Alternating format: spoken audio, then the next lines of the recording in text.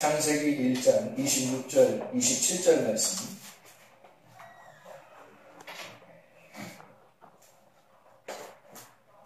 어, 28절까지, 26절부터 28절까지 말씀을 같이 한 목소리로 읽겠습니다. 창세기 1장 26절부터 28절까지 말씀 한 목소리로 읽겠습니다.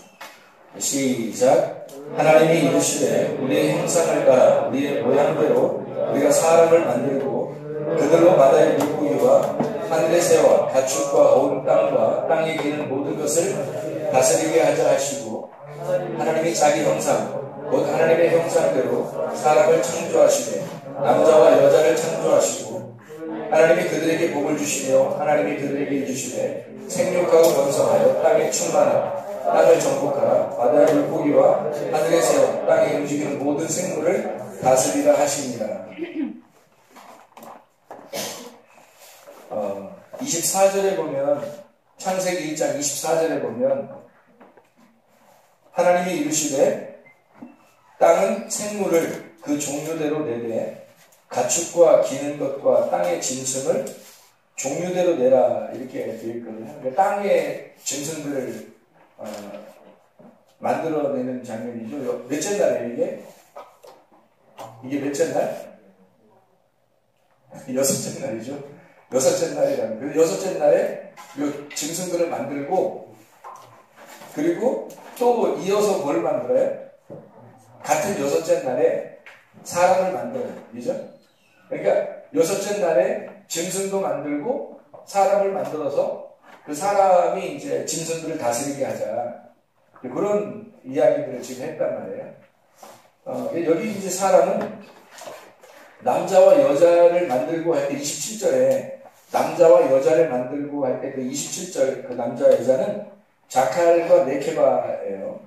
자칼과 네케바는 지금 여기 동물들하고 똑같다는 얘기를 하는 건 아니고, 동물들에서 조금 종류가 다른 동물, 또 하나의 동물, 그러니까 종류가 좀 다른 동물을 얘기해요. 자칼과 네케바는 동물도 사람도 다 쓸 수 있어요. 근데 그 남성과 여성을 쓸 때 자칼과 네케바를 이렇게 쓰거든요. 그러니까 이게 동물도 쓸 수 있고 사람도 쓸 수 있는데, 근데 성경에서 사람을 쓸 때는 꼭 이제 이슈아라고 써요. 그러니까 자칼과 네케바는 단어가 전혀 다른 단어로처럼 보이잖아요. 자칼하고 네케바. 그런데 이슈아는 같은 단어처럼 보이죠. 그래서 이슈에서 이슈아. 그래서 이슈의 여성형이 이슈아고 이슈아의 남성형이 이슈란 말이에요. 그러니까 같은 거란 말이에요. 두 개는 같은 단어에서 나오는 거고요. 자칼과 네케바는 같은 단어는 아닌데, 남성과 여성, 그러니까 모든 동물을 나타낼 때 남자, 여자 이렇게 표현할 수 있을 때 그때 자칼과 네케바를 써요. 근데 여기서 남자와 여자를 만들어내고, 어떻게? 하나님의 형상대로, 자기 형상대로 남자와 여자를 만들어내고 그랬어요.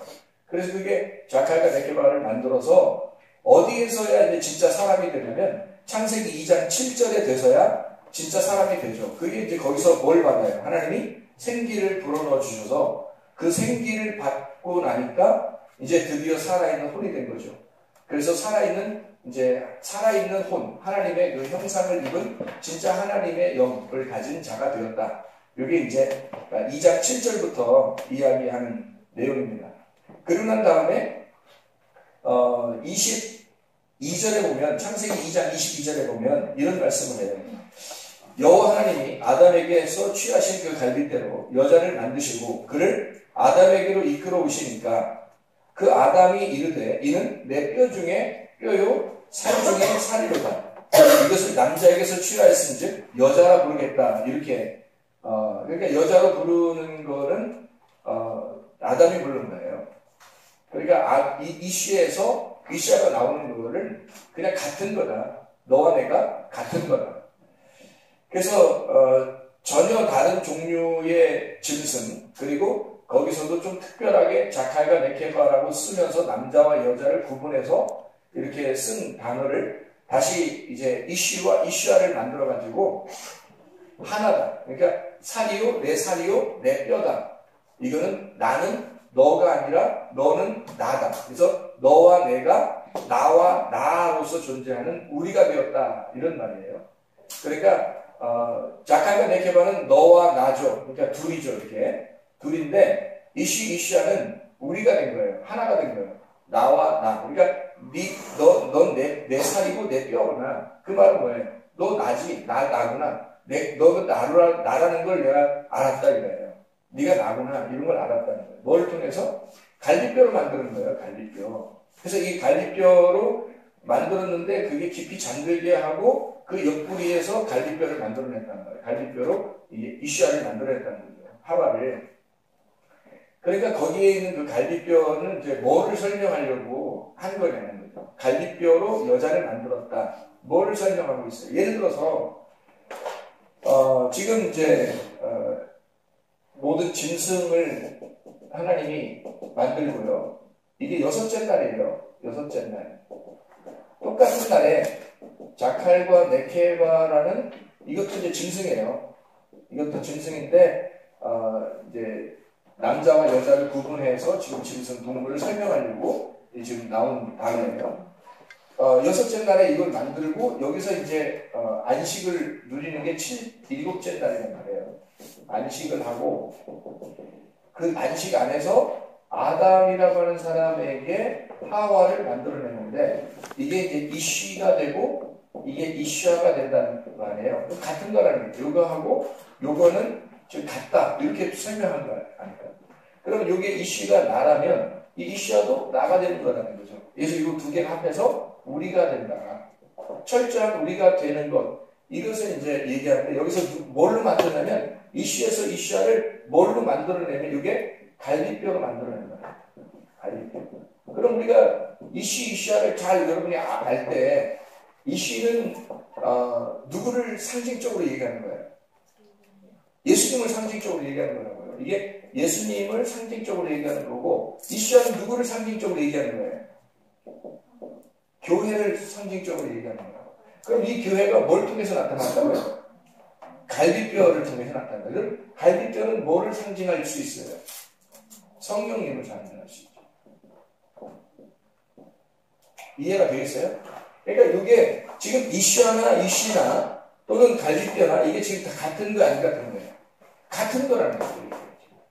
그러니까 이 아담은 이걸 설명한 거예요. 지금 이 여인을 보면서 네가 내 살 중에 살이고 내 뼈 중에 뼈다라고 얘기하면서 요거를 지금 같다라고 설명한 거예요.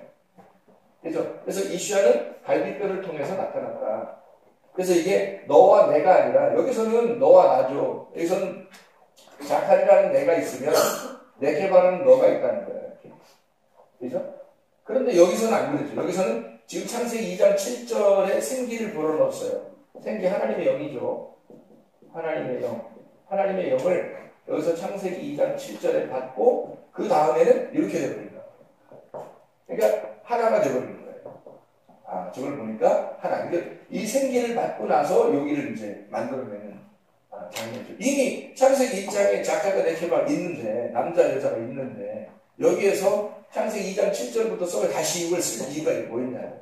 안식이 없는 날이라고요? 7일째 날 여기 벌써 이게 어디에 창세기 2장 1절이잖아요. 창세기 2장 1절에 안식이 있고 그 다음에 2장 7절에 아담과 하와를 이슈아를 만들어내면서 생기가 불어넣어졌고 그게 이제 이슈아가 나오는 계기가 된 거죠. 그리고 갈비뼈로 이슈아를 만들어내는 거예요. 그러니까 이건 둘이 아니라 하나를 설명하는 것이다. 요거를 얘기하는 거가 되겠죠. 이게 이제 마치 어떤 것과 비슷하냐면 제가 설명하려고 하는 걸 잘 들어보세요. 어제하고 오늘하고 제가 깊이 이렇게 생각을 하고 고뇌 알죠? 고뇌는 무슨 중에 고뇌 거지들이 물론 근데 거지는 마음 편해요. 진짜로 평안하게 천국에서 사는 사람 이 땅에서 거지들일 거예요. 그 사람들이 가장 평안하고 행복할 거예요. 아마 그냥 뭐 걱정이 있어요. 뭐가 있어요. 근데 진짜 고뇌하는 사람들은 이 땅에서 어떤 사람들이에요? 철학자들이에요. 철학자들이 고뇌한다고 고뇌. 그래서 어제하고 오늘은 마치 내가 철학자가 된 것처럼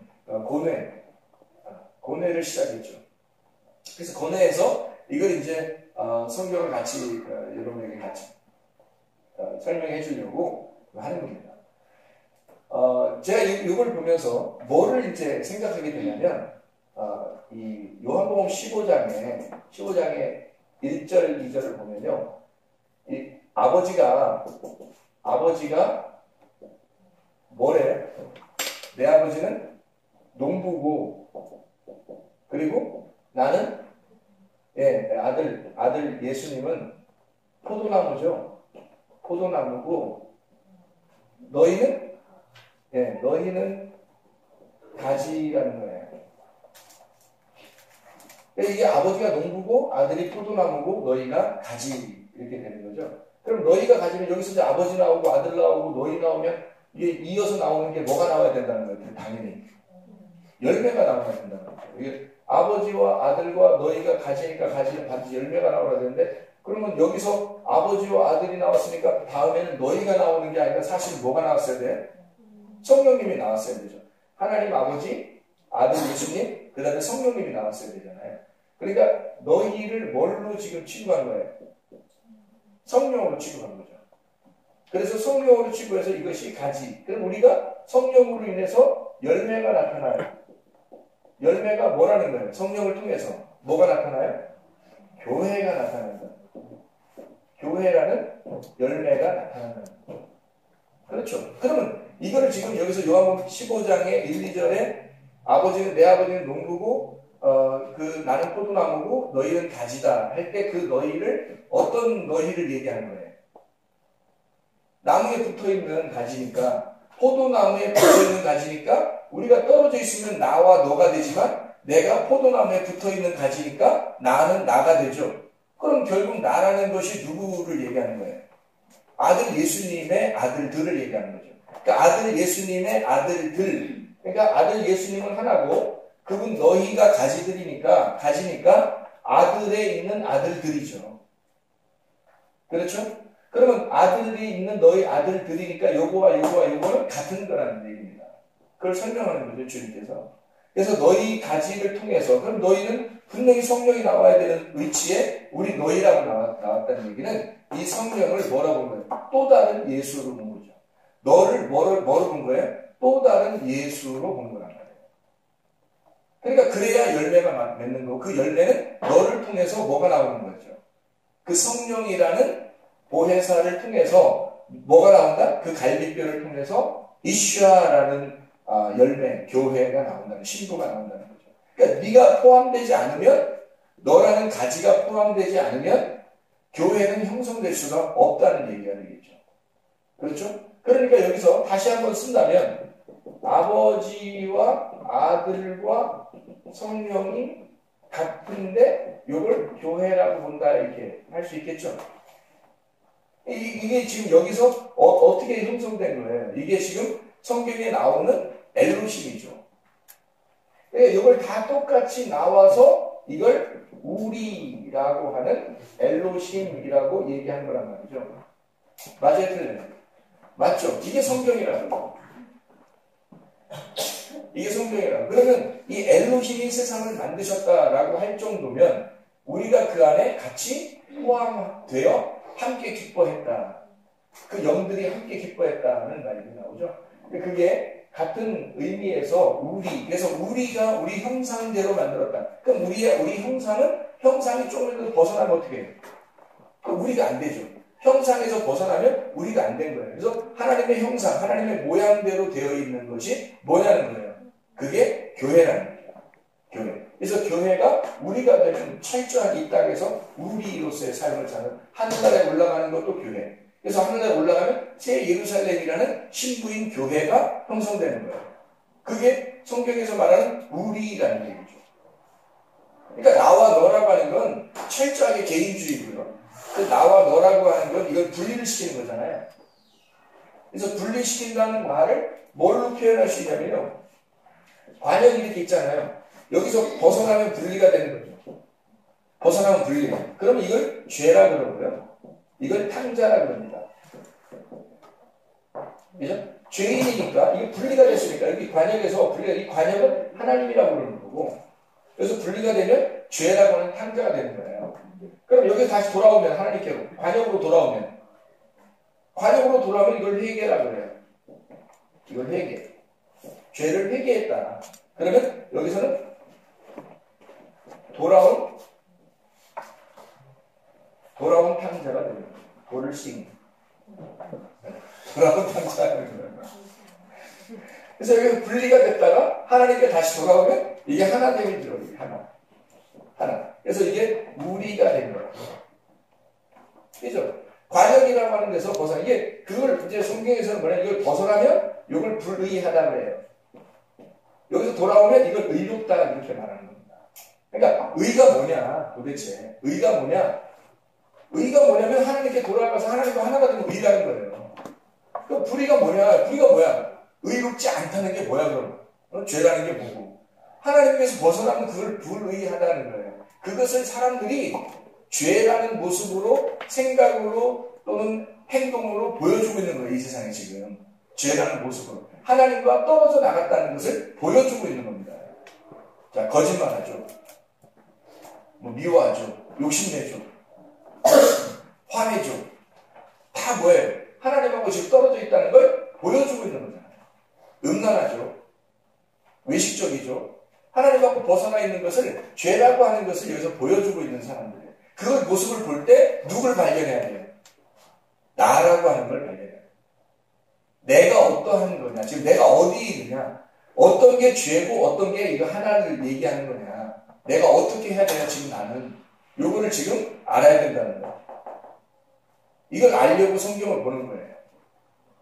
여기에 돌아오려고 성경을 보는 거예요. 성경이라고 하는 이 성경에서 핵심은 요거니까 그 핵심으로 돌아오는 거죠. 이걸 돌아온 탕자라고 하는 거예요. 자, 그래서 우리가 이런 내용을 요렇게 되기 위해서 요 하나됨을 되기 위해서 분리라고 하는 요 떨어져 나가면 하나님하고서 떨어져 나가니까 염려가 되는 거예요. 여기에 돌아오면 평화가 되는 거고. 평화가 뭐예요? 에이덴에 결합되고 하나가 됐다는 얘기고요. 여기서 염려가 되면 매듭나와 떨어져 나갔다. 분리가 됐다. 둘이 되었다는 말이에요. 그러니까 우리는 지금 결국 요거냐는 얘기예요. 여러분 지금 고뇌를 안 하고 듣는 거예요. 그냥 고뇌를 안 하고 듣는 거니까 고뇌 한 사람하고는 좀 틀릴 거예요. 아마 고뇌가 하라는 거예요. 고뇌를 시작하라는 거예요. 제가 여러분에게 설명할 수 있는 것을 잘 한번 들어보시기 바랍니다. 그래서 저는 고뇌를 시작한 거죠.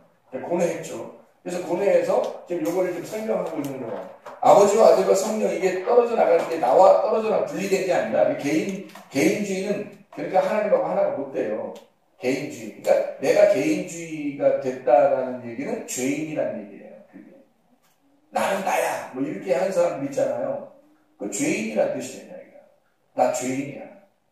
그래서 그걸 깨달아가지고 회개할 수 있나 참. 그것도 모르는 사람이 있을 거 아니에요. 그 자신도 모르는 사람이 있을 거예요. 어쨌든 나는 나야 라는 게 분리가 되는 거예요. 분리가 돼서 하나님과 떨어져 나가는 거니까 나누어졌다는 얘기예요. 나누어지면 여기 하나님이라고 하면 여기가 천국이라면 나가면 떨어져잖아요. 이게 지옥이에요. 다시 천국 아버지의 집으로 돌아오는 거 이게 돌아온 탕자 회개했다 구원받았다라고 얘기하는 거고요. 그러니까 여기에 돌아오면 천국이고 나가면 지옥인 거죠. 하나님하고 함께 있는 데가 천국이잖아요. 그러니까 하나님과 함께 있지 않으면 여기 있는 요거를 갖다가 부셔버리려고 하냐. 하나님이 이쪽을 갖다 부셔버리고 죽여버리려고 합니다. 그래서 요거와 요거가 싸움을 한다는 거예요. 싸움. 이걸 전쟁이라고 해요. 영적 전쟁이라고 해요. 그래서 전신갑주를 이쪽에서 전신갑주를 입으면 여기로 온 거거든요. 전신갑주를 입으면 빛의 갑옷을 입은 거예요. 왜냐면 이쪽이 어둠이고 이쪽이 빛이니까. 그래서 싸움, 전쟁이라는 싸움을 하나님이 우리하고 하셔서 결국 뭘 하는 거예요? 빛의 갑옷을 입어라. 왜? 어둠이라는 걸 부시려고, 죽이려고. 이걸 죽여서 어디로 오라는 거예요? 이쪽으로 오라는 거예요.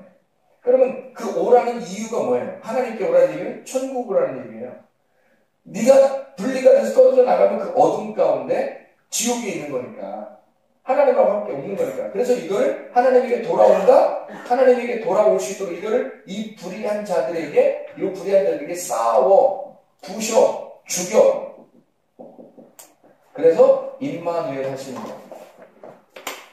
임마누엘이라는 말은 지난번에 우리 같이 한번 읽었죠. 그래서 이 임마누엘이라는 건 이쪽을 싸워가지고 전쟁을 해서 내가 너를 부셔, 내가 너를 끝까지 추격하여 너와 함께 하겠다는 이유입니다. 그 함께 하겠다는 이유가 뭐예요? 너 아주 그냥 뭐 샤바샤바 하게 하려고 하는 게 아니라 부셔버리려고. 내가 너와 끝까지 너와 함께 하는 이게 사랑이거든요. 근데 그 사랑이 이렇게 사랑하는 게 아니라 죽이는 사랑이에요. 죽이는 사랑. 그래서 죽여서 이쪽으로 돌아오게 하는 거잖아요. 이게 그래서 율법의 임마누엘이 되지 않으면 안 되는 거죠. 율법의 임마누엘이 되지 않으면 안 된다. 그래서 율법 안에서 임마누엘 하신 하나님. 그래서 율법을 주시는 거예요. 율법을 줘서 율법으로 임마누엘 하게 하는 거죠. 그리고서 이쪽으로 오게 하는 거예요. 이게 이제 성경의 가르침이더라고요. 여러분 생각해보면 잘 여러분 성경을 보면 이해할 수가 있는 부분이겠죠. 그래서 나를 버리고 우리를 택하는 것입니다. 그게 교회예요. 나를 버리고 우리를 택하는 거예요. 왜냐하면 하나님과 분리가 됐다는 것은 나는 나고 너는 너가 되는 거거든요. 그래서 당신에게 나가는 거잖아요. 우리가 당신에게 나간다. 나는 나니까 여기서 당신이라는 너에게 나간다. 이렇게 하면 둘이 따로 있는 거예요. 그죠? 근데 우리가 우리에게 나간다. 그래서 우리가 우리의 하나님에게 기도한다. 우리가 우리의 하나님에게 기도하면 당신과 내가 하나 된 일진 복수로서 함께 기도하는 것이 되죠. 함께 예배하는 것가 되죠. 이해가 되시겠어요? 자, 이런 우리라는 개념을 갖는 것, 이게 회개고 구원이더라. 이걸 거듭남이라 하더라. 그래서 우리는 태어날 때 여기서 태어나요. 어둠 가운데 태어난다고요. 근데 여기서 거듭난다고요. 거듭 태어나. 이해가 되겠죠? 이렇게 나눈 사람들이 있었어요. 제가 이거를 여러분에게 설명하려고 하는 겁니다. 고뇌를 한번 같이 시작해보세요, 여러분. 지금 여기 요한복음 15장 1, 2절 하고 여기 지금 창세기 1장 26절, 27절의 말씀, 그리고 창세기 2장 7절, 그리고서 여기 지금 돌아온 탕자에 대한 이야기, 하나님이 오신 전신갑주 임마누엘 하셔서 전신갑주 리바이를 에베소 6장 이 말씀들을 잘 생각해보고 그러면서 한번 생각해보자는 거예요. 제가 얘기를 한번 해드릴 테니까 한번 잘 들어보시기 바랍니다. 이것을 우리가 성경을 알기 전에, 우리가 신약 성경을 알기 전에 이미 BC 기원 전에 이 사람들이 있었어요. 어떤 사람들이 있었냐면 그 필로소피아라는 철학자들이 있었어요. 그러니까 이 사람들은 두 종류를 이렇게 우리가 나눌 수 있는데요. 소피스트라고 하는 소피스트라는 사람들이 있어요. 이 소피아라는 이 단어가 원래 소피아라는 단어가 지혜라는 단어예요. 이 지혜라는 소피아라는 단어를 소피스트, 지혜자, 자기가 지혜라고 생각하는, 자기가 지혜가 됐다라고 생각하는 사람들을 소피스트. 그래서 소피스트는 말쟁이라고 옛날에는 이제 그렇게 표현을 한 거죠. 그래서 말을 아주 잘하는 소피스트, 그러니까 말을 하면, 그래서 이 지혜자라고 하는 이 필라소퍼도 역시 그 말 자체가 입에서 말이 나오는 순간 지금 우리가 여기서 이 말씀들을 깨달아 알고 있는 사람들 입장에서는 철학이라고 하는 그 소피스트, 이 말이 벌써 나왔다. 그럼 이제 벌써 그 죄인이 되는 거예요. 그럼 이거 잘 생각해 보세요. 소피스트가 있고 필라소퍼가 있어요. 이 필라소피아라는 사람이 있는데 필라소피아라는 사람들은 필레오라는 말하고 필레오라는 말 아시죠? 필로라는 말하고 소피아라는 말의 합성어예요. 필로소피아. 그래서 필로소퍼라고 그래요. 필로소피아. 그래서 이 필로소피아라고 하는 단어는 소피아를 사랑한다는 겁니다. 필로 하니까 사랑한다는 얘기고 소피아라는 것은 지혜라는 말이거든요. 그래서 지혜를 사랑하는 자이다. 소피스트는 단순히 그 지혜라고 하는 것을 말하는 자들이에요. 그러니까 말을 잘하는 사람들이죠. 어제 제가 지은이랑 같이 이야기를 하면서 소크라테스에 대해서 많이 배웠어요. 소크라테스에 대해서. 그래서 소크라테스를 이제 가만히 깊이 우리가 얘기하면서 연구를 해봤거든요. 둘이 연구를 해보니까 이 소크라테스가 장난이 아니더라고요. 이 사람이 장난하는 사람이 아니에요. 그거를 이제 우리가, 저는 옛날에 철학이라 그러면 무조건 뭐 무시했죠. 철학 그러면, 철학, 에이, 철학. 응? 신학이 최고지.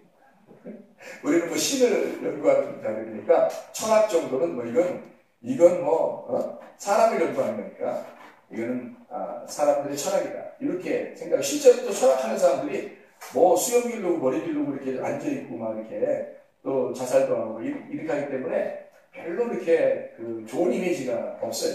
철학에 대한 이미지가. 그런데 이 철학이라고 하는 그 필로소피아라는 것을 소피스트하고 조금 더 구분해서 한번 생각을 해보자는 거죠. 그래서 이 소피스트는 그 소피아가 이 지혜인데 그 지혜를 말하는 자라면 말쟁이죠, 말쟁이. 필로소피아라고 하는 사람들은 이 지혜를 사랑하는 자들이다. 그럼 그 소피아라고 하는 게 뭘까? 성경에서 말하는? 한번 찾아볼까요? 한번 찾아봐요. 고린도전서 1장을 한번 찾아봐요. 바울이 고린도 교회에 일부러 말을 많이 했어요. 이 말을. 왜 그러냐면 고린도 교회가 어디에 세워진 거예요? 고린도에 세워졌겠죠. 고린도에 세워졌는데 이 고린도가 아테네, 그러니까 그리스의 중심이라는 거예요. 이 고린도라는 교회에 이 말을 많이 했어요. 그 소피아라는 말을. 그래서 이 지혜라고 하는 소피아를 어떻게 표현했냐면 이 바울은 고린도전서 1장 22절부터 24절을 봐요. 보니까 뭐라고 되어 있냐면 유대인은 표적을 구하고 헬라인은 지혜를 찾으나. 근데 그 지혜가 소피아란 말이에요. 그 지혜를 찾으나 우리는 십자가에 못 박힌 그리스도를 전하니 유대인에게는 거리끼는 것이요 이방인에게는 미련한 것이로되 오직 부르심을 받은 자들에게는 유대인이나 헬라인이나 그리스도는 하나님의 능력이요 하나님의 지혜, 소피아란 말이에요. 하나님의 지혜가 그리스도였던 거죠. 바울은 그걸 깨달은 거죠. 자기도 철학을 하는 사람이에요. 이 바울도 철학자거든요. 그 당시에. 그러니까 이 바울이라는 사람이 철학을 하는 사람이니까 철학에 대해 정확하게 알 거 아니에요. 그래서 이 그리스라는 고린도 지역에는 철학자들이 많은 거예요. 그래서 그 철학에 대한 이야기들을 같이 나누는 거죠. 그리고 그 철학이 너희들이 사랑하는 그 지혜, 너희들이 알고 있는 필라소퍼가 그때 상당히 많았으니까 그 너희들이 사랑하는 그 지혜가 결국은 그리스도다라는 것을 설명해 준 거예요. 그래서 여기 30절에 또 보니까 뭐라고 되어 있어요? 너희는 하나님으로부터 나서 그리스도 예수 안에 있고 예수는 하나님으로부터 나와서 우리에게 지혜와 의로움과 거룩함과 구원함이 되셨다. 그래서 예수 그리스도는 하나님으로부터 나와서 in 아르케예요. beginning, 베레시트. 그 베레시트 안에서 그 하나님의 그 로슈이 그 안에서 그 창조, 태초죠, 시초 그 안에서 뭐가 나왔어요. 뭐가 나와가지고 그 로고스가 나와서 그 말씀이 세상을 창조하게 된 거거든요. 그럼 이 시초는 이미 있었고 그 안에서 하나님으로부터 뭔가 나온 거예요. 누구예요? 그리스도라는 지혜가 나온 거예요. 그리스도라는 지혜가 나와서 이 세상을 창조한 거예요. 그러니까 그 지혜가 무엇이냐라고 그 지혜를 사랑하는 자들이 나왔는데 그게 필라소피아라는 얘기예요. 철학자. 그러니까 이 사람들이 그 얘기하는 것들이 장난이 아니라는 것을 우리는 금방 깨달아야 되겠죠. 그래서 여러분에게 좀 이제 3명의 철학자를 소개하려고 생각합니다. 여러분이 그게 이해를 이제 쉽게 설명하는 게 좋은 거니까 저도 쉽게 이야기를 들었고, 우리 지인한테.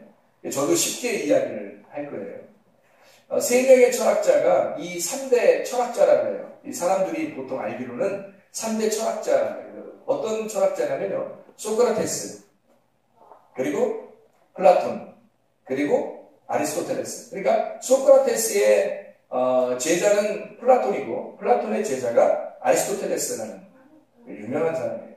그래서 이 소크라테스와 플라톤과 아리스토텔레스를 세 명의 3대 철학자라고 이렇게 얘기해요. 그러니까 이 사람들은 그냥 소피스트들이 아니에요. 소피스트들을 무너뜨리려고 이야기를 시작한 사람이 소크라테스예요. 그 소크라테스가 너무 좋아서 플라톤이 자기 생전에 소크라테스와 같은 시대에 살았다는 것이 나는 자랑스럽다 할 정도로 이 소크라테스를 칭송한 사람이 플라톤이에요. 그리고 이 플라톤이라는 사람 말고 이 소크라테스라는 사람이요. 책을 한 권 안 남겼습니다. 놀라운 거죠. 책을 한 권 안 남기고요. 플라톤이라는 사람이 이 소크라테스의 이야기를 기억하고 적어놓은 책들이 있어요. 그걸 통해서 소크라테스가 알려지게 된 거예요. 그러니까 사실은 후대에 누구를 통해서 이 소크라테스가 유명해지고 알려지게 되면 플라톤을 통해서 알려지게 돼요. 이 플라톤은 아리스토텔레스를 통해서 알려지게 된 거예요. 그래서 소크라테스와 플라톤과 아리스토텔레스는 떨어질래야 떨어질 수 없는 세 명의 위대한 철학자다 이렇게 볼 수 있는 거죠. 근데 이 시작이 누구냐면 소크라테스라는 거예요. 그럼 세 분 다 이 제자들 두 명 다 소크라테스의 영향을 받는 거죠. 그럼 소크라테스 우리가 알기로는 소크라테스의 일화들이 있잖아요. 집에 들어가기 싫어했다. 악처였기 때문에 집에 들어가기 싫어했다. 그래서 사람들이 그림을 그려도 소크라테스는 집 앞에서 이제 집에 들어갈까 말까 고민하고 있는 것처럼 이렇게 되고 그 위에다가 이제 그 꾸정물통을 부인이 이렇게 부었는 그런 이제 그림 같은 거. 그리고 감옥에 귀족들 하도 뭐라 하니까 귀족들이 막 빡친 거죠, 요즘 말로. 빡쳐가지고 막 잡아든 거죠. 잡아서 귀족들한테 이게 사형을 선고받았는데 계속 자기가 이제 귀족들도 그때 당시 다 철학자들이거든요. 소피스트들이에요. 귀족들도. 그러니까 이 철학에 대한 이야기들을 당신들이 알고 있는 그런 철학들이 뭐냐 하면서 계속해서 나는 이 철학을 굽히지 않겠다. 그래서 계속 얘기를 하다가 그 사람들이 빡치니까 하도 연설을 너무 많이 오랫동안 하니까 사형언도를 내려서 빨리 이렇게 처리를 해야 되는데 너무 말을 들어야 되잖아요. 근데 너무 많은 말을 하니까 그냥 내보내려고. 응? 제발 말 좀 하지 마라. 그만 말해라. 내보내야겠다. 이렇게 하니까 소크라테스 나 안 나간다. 나 죽여라. 나 안 나간다. 제자들도 막 설득해서 내보내려고 이렇게 나가게 하자고 막 나가자고 하는데도 안 된다. 나는 내가 말하는 이 진리가 도대체가 이 사람들하고 내가 다르니까 이걸 내가 그냥 나가면 그 사람들의 말을 내가 인정하는 꼴이 되니까 안 된다. 나는 이 진리를 지켜야 되겠다. 그래서 차라리 내가 죽겠다 해서 죽은 거죠. 놀라운 사람. 그가 깨달은 진리가 뭐길래 그 진리를 지키기 위해서 죽음을 택한 거예요. 하긴 나가서 또 집에 가야 돼. 나갔다면 난 죽었어요. 어차피 나가도 죽고 안에도 죽으니까 그 안에서 죽음을 택했는지 모르겠지만 하여튼 소크라테스가 그런 위대한 그 사상을 가지고 있었던 거예요. 철학을. 그가 죽음과도 바꿀 만한 어떤 굽히지 않는 진리를 깨달은 거죠. 그가. 그게 이제 뭐냐면요. 소크라테스가 깨달은 진리. 소크라테스가 사람들에게 이게 알려진 그런 책이나 문헌이나 철학에 대한 이런 것들이 알려진 BC 5세기 소크라테스가 그 당시의 사람이에요. 이 소크라테스가 약 BC 469년에 태어나서 BC 399년에 사형을 당했으니까 이 사람은 이제 다른 어떤 것보다도 절대적 진리가 뭐냐라고 하는 걸 탐구하던 철학자예요. 그러니까 소피스트가 아니라 필라소퍼죠. 진짜로. 그래서 진리를 탐구하는 그 지혜를 탐구하는 거예요. 지금 바울이 여기서 지혜가 그리스도라고 하잖아요. 그리스도가 나오기 전의 사람이란 말이에요. 이 소크라테스가 BC니까 이 당시에 그들이 아직 그리스도가 오지 않았는데 그 오지 않은 그 진리가 아직 오지 않았는데 그 완전한 진리가 그리스도잖아요. 이걸 깨달은 게 바울 사도고 바울 사도는 그리스도의 그 다음 세대 사람이고, 그죠? 그러니까 이 바울이 여기서 그 지혜가 너희들이 말하던 고린도 교회에 얘기하는 너희들이 알고 있는 철학, 그러니까 소피아라는 그 너희들이 알고 있는 지혜라는 소피아가 그리스도다. 그걸 설명하는 거잖아요, 바울이. 이 소크라테스가 유명한 말을 남기죠. 악법도 법이다. 그리고 더 유명한 말이 있죠. 너 자신을 알라. 이거 뭐 많이 사용되는 말이잖아요. 너 자신을 알라. 근데 소크라테스가 이것을 저는 만들어낸 줄 알았거든요. 이 말을. 그랬더니 어제 우리 지인한테 얘기를 들어보니까 소크라테스가 만들어낸 게 아니라 이 그리스의 그 신전 있잖아요. 신전에 그 문에 들어가는 문 위에 써있던 글귀였답니다. 너 자신을 알라. 그 신전. 그러니까 이 소크라테스는 그리스의 신전에 자주 갔던 사람이에요. 신을 접촉하려고 상당히 많이 고뇌한 사람이었다는 얘기입니다. 그래서 거기에 보니까 너 자신을 알라라는 말이 써있는 거예요. 그래서 어느 날 이 소크라테스가 그걸 깨달은 거예요. 아, 너 자신을 알아라. 이게 진리였구나. 이게 진리였구나라는 걸 깨달은 거예요. 그래서 이 소크라테스가 그 진리를 선포하기 위해서 사람들을 만나 사람들이 전혀 자신들을 모르더라는 거예요. 사람들하고 얘기해보니까 자기가 진짜 자기가 모른다는 사실을 아는 건 자기밖에 없더라는 거예요. 다른 사람들은 자기가 모른다는 사실도 모르더라는 거예요. 그래서 이 소크라테스가 자기가 나는 전혀 모르고 있다라는 걸 나만 깨달은 거예요. 나 자신을 발견한 거죠, 자기를. 이 우주의 모든 이치를 고뇌하고 생각해보니까 결국 나라는 존재는 없음이었구나. 이게 아무것도 아니었구나. 내가 모르는 사람이구나. 내가 무지했구나. 내가 무지한 자구나라는 걸 깨달은 거예요. 근데 사람들을 보니까 자기가 뭘 안다고 자꾸 소피스트가 막 얘기를 하는 거예요. 사람들이. 그 귀족들이 다 얘기하는 거예요. 그러니까 소크라테스 입장에서는 너희들은 왜 모르면서 뭘 얘기하는 거예요. 나는 그래도 모른다는 걸 안다는 거야. 그러니까 너희들보다 하나를 안다. 내가 하나를 더 아는데 너희들은 모른다는 걸 모르지만 나는 모른다는 걸 알았다 이거죠. 내가 모른다는 사실을 알았다. 그게 소크라테스더라. 그래서 사람들에게 너 자신을 알라고 계속 얘기하고 막 그냥 끝까지 집요하게 물고 늘어지는 거죠. 그걸 대화법이라는 거예요. 소크라테스의 대화법. 소크라테스는 뭘 깨달으면 그걸 삼파술 대화법이라 그렇게 해서 유명한 이 삼파술 대화법이라는 거예요. 이 대화를 통해서 상대방의 머릿속에만 있었던 그 소피스트들이 가지고 있었던 속에 자기들이 알고 있었던 이게 진리야라고 알고 있었던 그 머릿속에만 있었던 이것을 끌어내는 거죠. 끌어내서 계속 질문하는 거예요. 그게 뭔데? 그래서 그게 뭔데? 그래서 그게 뭔데? 그래서 계속 들어가는 거예요. 그러면 이 속에 있는 자기들이 머릿속으로 알고 있었던 걸 끄집어내게 되는 거죠. 그걸 하려고 하는데 너무 집요하게 계속 들어가니까, 속으로 들어가니까 이 사람들이 신경질을 하는 거예요. 네가 뭔데 왜 나를 괴롭히냐. 그래서 죽이자. 근데 그들은 귀족들이니까. 그래서 끊임없는 그 질문을 통해서 대화자에게 개념의 실체를 깨닫게 해주려고. 결국 그게 끝까지 들어가서는 뭐를 깨닫는 거예요? 그가 끝까지 들어가서는 결국 너가 나 몰라 그래. 나 몰라. 그래 됐어. 그렇게 되는 거야. 나 모르겠어. 자꾸 물어보니까 그래 나 몰라. 그러면 그거야. 바로 그거야. 요구하는 거죠. 그러니 완전히 다 무식한 사람을 만들어버리고 다 무지한 사람을 만들어버리고 다 멍청이를 만들어버리는 거예요. 그 당시에 어마어마한 지혜자들을 다 무지한 자로 만들어버리니까 그 사람들이 좋아하겠네요. 분명히 이 사람을 평가를 나쁘게 할 수 있는 거죠. 그 당시 사람. 이게 이제 소크라테스예요. 거기에 매력을 느낀 이 귀족 출신 플라톤이 소크라테스를 따라다닙니다.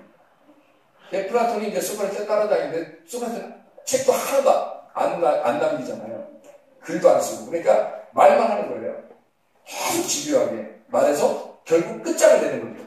없다 하는 것을 만들어내는 거예요. 이 플라톤이 BC 388년에 소크라테스가 죽고 BC 388년에 아카데미아를 건립합니다. 이게 최초 이제 학교의 건립이죠. 아카데미를 창설한 게 플라톤. 놀라운 사람이죠. 아카데미를 창설하고 자기 제자들을 이제 그것을 양육을 하게 됩니다. 이 소크라테스의 그 정신을 이어받아서 이게 없어져서는 안 되겠다.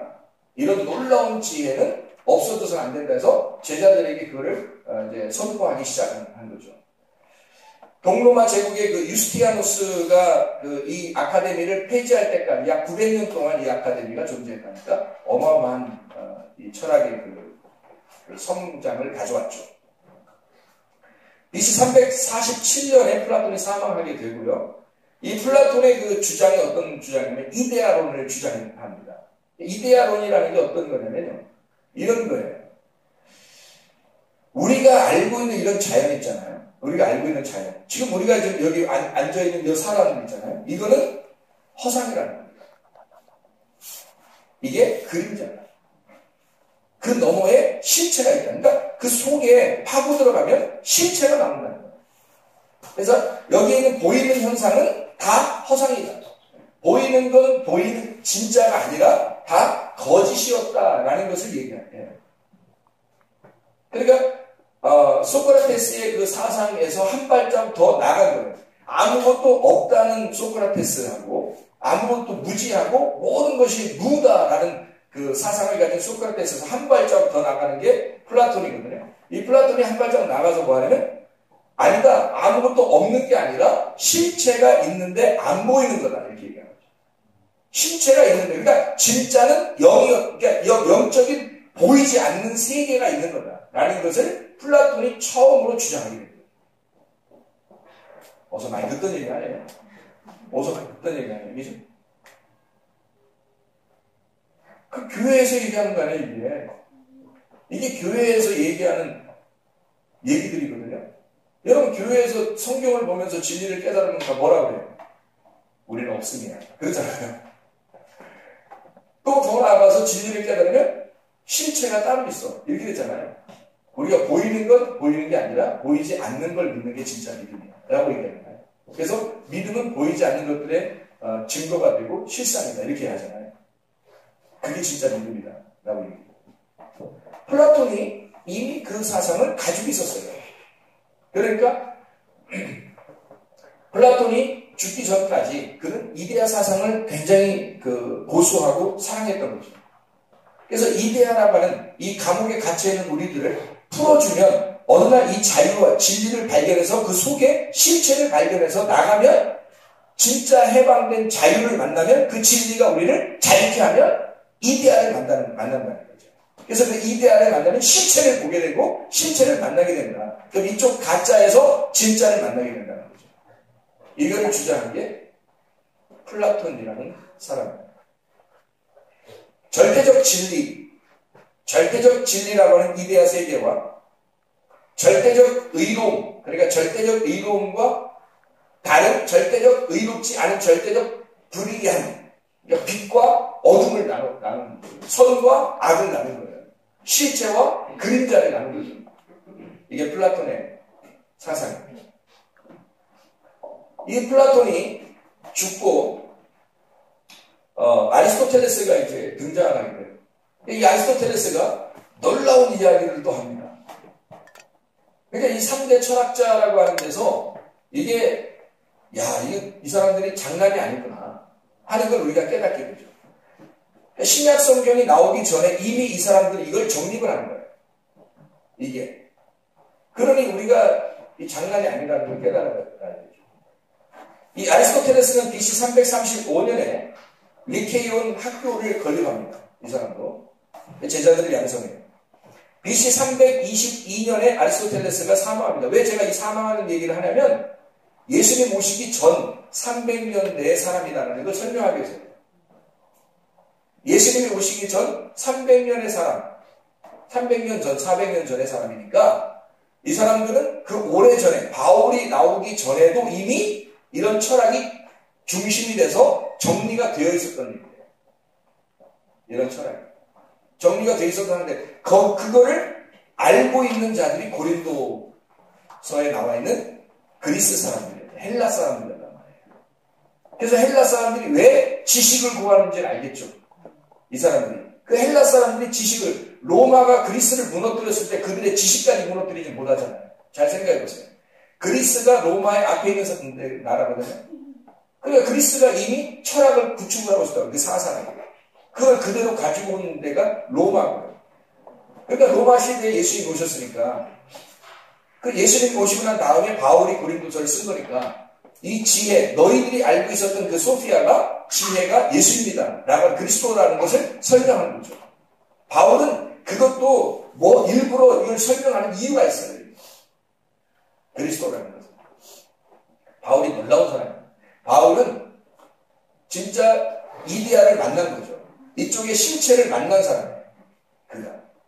그러니까 그 세계에서 이쪽을 보니까 너희들이 그 진리를 탐구하고 있는 이 소피아를 탐구하고 있는 그거를 바울은 깨닫고 얘기해 줄 수 있는 자거든요. 그게 바울이라는 사람이었습니다. 근데 그 전에 나는 놀라운 게 그 전에 소크라테스나 플라톤이나 아리스토텔레스가 이미 진리라는 걸 탐구하고 그 진리라는 것을 접촉했다는 얘기예요. 그들이 생명까지도 내놓을 수 있을 만큼, 바꾸는 수 있을 만큼 놀라운 그 지식을 발견한 거예요. 철학이라고 하는 거 있잖아요. 철학이라고 하는 헬라는요, 철학은, 지식을 통해서 구원을 받는다고 생각했어요. 이 필라소퍼들은요. 지식을 통해서 구원을 받는다고 생각했기 때문에 그 철학이 이미 구축이 되어 있었던 상태란 말이에요. 이 신약 성경이 쓸 때는. 지식을 통해서, 그렇게 사람들이, 자, 우리 교회에서 많이 얘기하잖아요? 그런데 감정적으로 구원받는 게 아니야. 뭘로 구원받는 거야? 지식으로 구원받는 거야. 그래서 하나님과 그 아들 예수 그리스도를 아는 것이 영생이야 라는 얘기를 하잖아요. 로마 17장 3절에. 그러면 그 당시에 예수를 어떤 식으로 보았을까요? 사람들이. 철학자의 한 사람으로 볼 수 있는 얘기죠.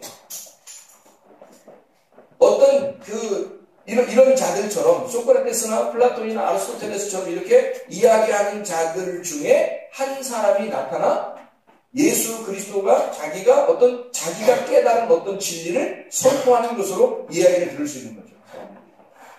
바울도 마찬가지예요. 그래서 그 고린도에 있는 사람들이나 거기 스토아파나 이 철학자들하고 얘기하고 그러잖아요, 바울이. 그들이 이길 수가 없었다는 바울. 왜?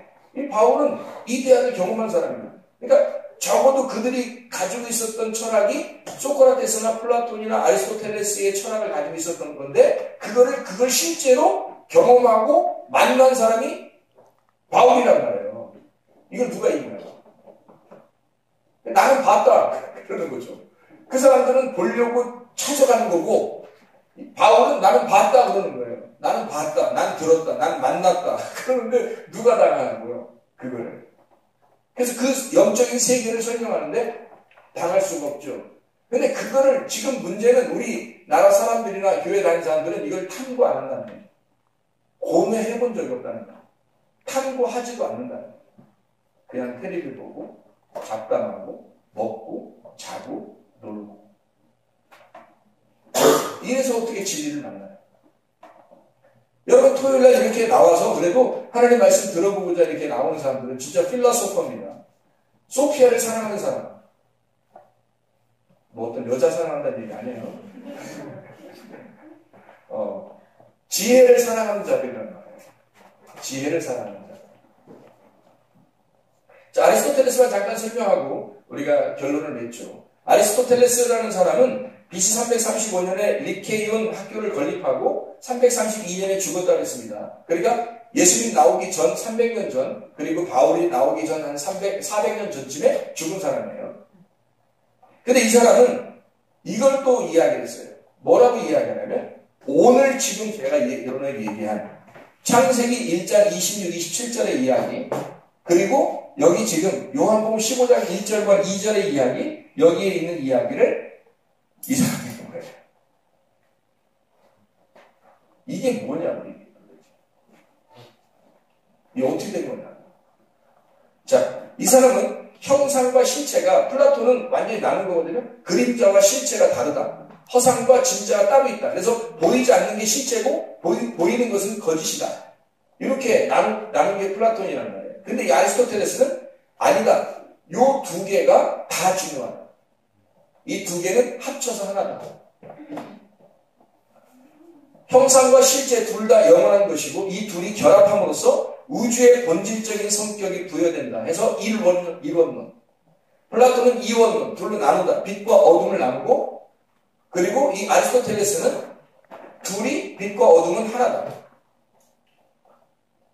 계란의 껍질과 계란의 알맹이는 같은 거다. 하나에서 나다. 이건 하나다. 이건 하나가 부서지면 하나는 존재할 수가 없다. 그래서 허상과 우리가 보이는 이 세계에 보이는 몸 형체, 이것이 깨지면 속에 있는 것도 의미가 없다. 그래서 이 겉과 속은 같이 하나로 존재해야 지금 존재라고 말할 수 있는 거다. 그래서 중용의 덕목을 강조합니다. 중용이라는 거 우리가 뭐 많이 들어봤죠. 중용은 가운데 있는 거잖아요. 중간에 있는 거잖아요. 다 합쳐버리는 거잖아요. 그래서 형상과 실제가 모두 중요하고, 실제라고 하는 것은 보편적인 이데아에 있는 게 아니라 개별적으로, 실제적인 것은 개별적으로 경험할 때만 있는 거다. 이게 아리스토텔레스가 주장합니다. 누가 주장하는 거죠? 바울이 그걸 똑같이 얘기하잖아요. 그걸 또 누가 하죠? 우리가. 성경 자체에 구원이 있는 게 아니라 그 안에 있는 보화를 만나야 된다. 접촉해야 된다. 그 진리가 나를 찾아와야 된다. 그래서 만나줘야 된다. 그럼 우리는 어디까지 가야 되냐? 진리를 찾으려고 계속 찾아나가는 것까지는 우리가 하는 거죠. 그들이 필로소피아란 말이에요. 그리고 거기서 진리가 나를 찾아오면 만나는 거, 접촉하는 거죠. 그래서 그 진리를 실제로 만난 자가 바울이 된 겁니다. 그래서 우리가 성경을 배워요. 이렇게 배우는 것은 우리가 해야 할 일이고요. 당연히 이것도 하지 않는 사람들은 아예 짐승, 동물이고요. 여기서 말하는 자칼과 네케바 전에 있는 모든 짐승이라는 이것들은 다스림 받아야 돼요. 자칼, 네케바에서 다스림 받는 거죠. 사람에게 의해서 동물이 다스림 받는 거랑 마찬가지죠. 그게 아니라 진짜 하나님의 영을 받아서 하나님과 접촉, 하나님을 만난 자가 되면 구체적으로 하나님과 개별적인 만남이 있는 자, 이데아를 진짜 만난 자. 그러니까 엔 아르케 베레시트, 그 안에서, 그 창조되기 전에 그 시초 안에서, 그 안에서 하나님을 접촉한 자, 그 안을 접촉한 자, 그게 바울이었다는 거고, 그런 사람은 이게 무엇은 말인지, 성경에 있는 말들이, 이게 지금 이 성경에 있는 말들은 지금 이 사람들도 다 깨달았어요. 고뇌하면 거의 다 깨달아요. 고뇌하면. 문제는 거기에서 끝날 거냐, 아니면 그 진리를 실제로 접촉할 거냐는 거예요. 개인적으로. 이런 사람들보다도 못한 사람들이 대부분이고요. 근데 이런 사람들도 완전한 게 아니니까 바울이 이 완전하지 않은 이야기들을 바울은 하는 거예요. 뭐라고 해요? 바울이. 한번 찾아보죠. 골로새서 2장 8절입니다. 골로새서 2장 8절. 2장 8절. 뭐라고 나오냐면 이렇게 나오죠. 물론 2장 8절.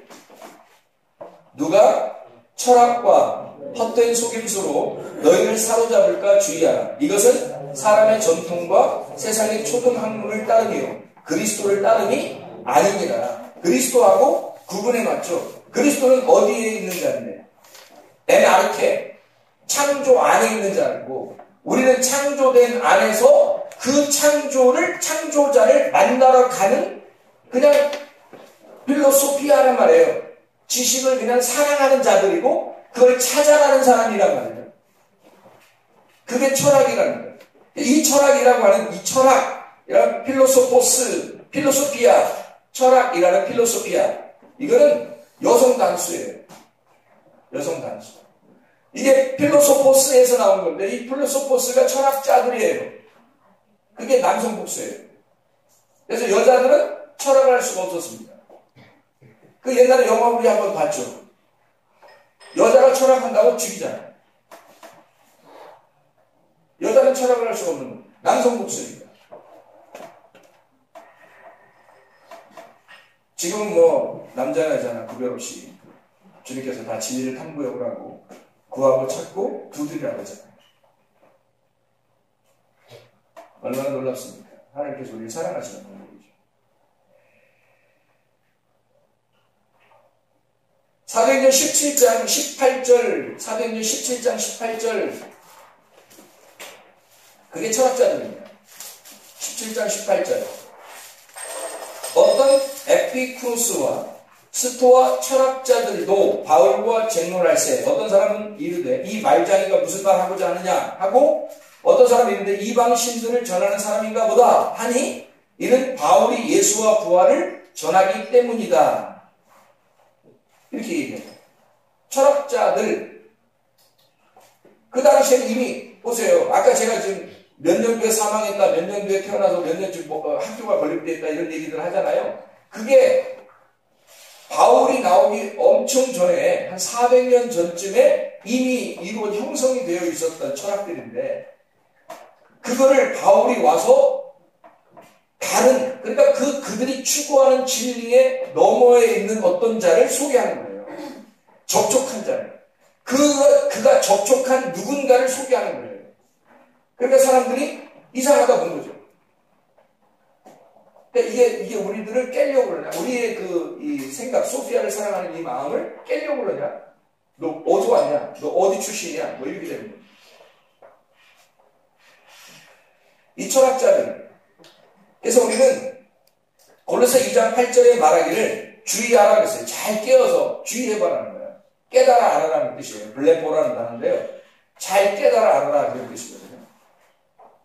어영부영 그렇게 알아라는 뜻이 아니에요. 잘 깨달아. 왜? 철학이 너희를 속일 수 있기 때문이에요. 이게 완성이 아니니까. 뭐가 완성인 겁니까? 자, 소크라테스와 플라톤과 아리스토텔레스를 지나 누군가를 만나야 된다. 바울과 같이. 그게 완성이라는 거죠. 그걸 여러분에게 하고 싶은 거예요. 자, 우리가 지금 말하고 있었던 교회에서 설교를 하면서 성경을 통해서 공부하면서 배우고 있었던 모든 얘기가 다 사실은 소크라테스나 플라톤이나 아리스토텔레스도 다 깨닫고 있었던 그런 내용들. 엄청 진리를 깨달았다 그런 사람들도 결국에는 그 안에 다 들어가 있는 거예요. 그건 고뇌를 통하면, 영의 사람들이기 때문에 고뇌하면 반드시 깨달아지는 거죠. 이 정도. 문제는 바울입니다. 이 바울이라고 하는 사람은 그걸 넘어선 거죠. 부활의 영광을 만난 사람이니까, 부활의 예수, 자기도 이 아래에서 지금 율법적으로 철학에 갇혀서 살고 있었던 바울이에요. 근데 이 바울이 하는 얘기는 한번 마지막에 읽고 우리 마치도록 하죠. 고린도전서 1장 22절부터 18절부터 31절까지 말씀을 우리 길지만 읽고 마치도록 할게요. 고린도전서 1장 18절부터 이 31절까지 말씀입니다. 자, 읽습니다. 십자가의 도가 멸망하는 자들에게는 미련한 것이요 구원을 받는 우리에게는 하나님의 능력이라. 기록된 바 내가 지혜 있는 자들의 지혜를 멸하고 총명한 자들의 총명을 폐하리라 하였으니 지혜 있는 자가 어디 있느냐, 선비가 어디 있느냐, 이 세대의 변론가가 어디 있느냐. 하나님께서 이 세상의 지혜를 미련하게 하신 것이 아니냐. 하나님의 지혜에 있어서는 이 세상이 자기 지혜로 하나님을 알지 못함으로 하나님께서 전들의 미련한 것으로 믿는 자들을 구원하시기를 기뻐하셨도다. 유대인은 표적을 구하고 헬라인은 지혜를 찾으나 우리는 십자가에 못 박힌 그리스도를 전하니 유대인에게는 거리끼는 것이요 이방인에게는 미련한 것이오되 오직 부르심을 받은 자들에게는 유대인이나 헬라인이나 그리스도는 하나님의 능력이요 하나님의 지혜이다. 하나님의 어리석음이 사람보다 지혜롭고 하나님의 약하심이 사람보다 강하니라. 형제들아 너희를 부르심을 보라. 육체를 따라 지혜로운 자가 많지 아니하며 능한 자가 많지 아니하며 문벌 좋은 자가 많지 아니하노라. 그러나 하나님께서 세상에 미련한 것들을 택하사 지혜 있는 자들을 부끄럽게 하려 하시고 세상에 약한 것들을 택하사 강한 것들을 부끄럽게 하려 하시며 하나님께서 세상의 천한 것들과 멸시받는 것들과 없는 것들을 택하사 있는 것들을 폐하려 하시나니 이는 아무 육체도 하나님 앞에서 자랑하지 못하게 하려 하십니다. 너희는 하나님으로부터 나서 그리스도 예수 안에 있고 예수는 하나님으로부터 나와서 우리에게 지혜와 의로움과 거룩함과 구원함이 되셨으니 기록된 바 자랑하는 자는 주 안에서 자랑하는 것 같게 하려 합니다. 놀랍죠? 지금 우리가 이야기하는 내용들이 다 들어있잖아요. 그들이 너희는 지혜라고 하는 지혜를 뭣도 모르고 소피아를 사랑하고 있다. 그러나 그것도 사실은 그 자체로 뭘 만나려고 하는 거다? 진짜 아르케를 만나려고 하는 거다. 베레시트를 이걸 통해서 베레시트 초를, 시초, 태초를 만나려고 했던 거였다. 근데 진짜 태초를 만난 분, 그 태초는 그리스도밖에 없다. 그래서 그리스도를 자기가 만나보니까 이 그리스도는 십자가의 미련한 것을 통해서 지혜로운 것들을 멸망시키러 왔더라는 거죠. 그래서 결국 바울이 이야기하는 것들은 지혜, 철학이나 헛된 속임수나 다른 어떠한 것들도 모든 지혜라고 하는 어떠한 것들도 다 어디에서 무너져야 된다? 십자가라는 죽음에서 죽어야 깨닫는 거라는 것을 이야기하는 거죠. 이 모든 것들이 너희가 알고 있는 지금 추구해 나가는 모든 진리를 찾아나가는 이런 것은 살아있으면 못 만난다. 바울은 그걸 깨닫는 거죠. 살아있어서는 못 만난다. 죽어야 깨닫는다. 살아서 죽을 거예요? 아니면 죽을 때 죽을 거예요? 살아서 죽는 게 좋겠죠? 그게 회개라는 거예요. 진짜 그리스도를 만나는 것. 왜 그리스도라고 일부러 여기다 썼냐면 그리스도는 메시아다. 기름 부음 받는 자. 그게 성경의 보화, 밭의 보화, 성경의 그 울타리의 어린 양.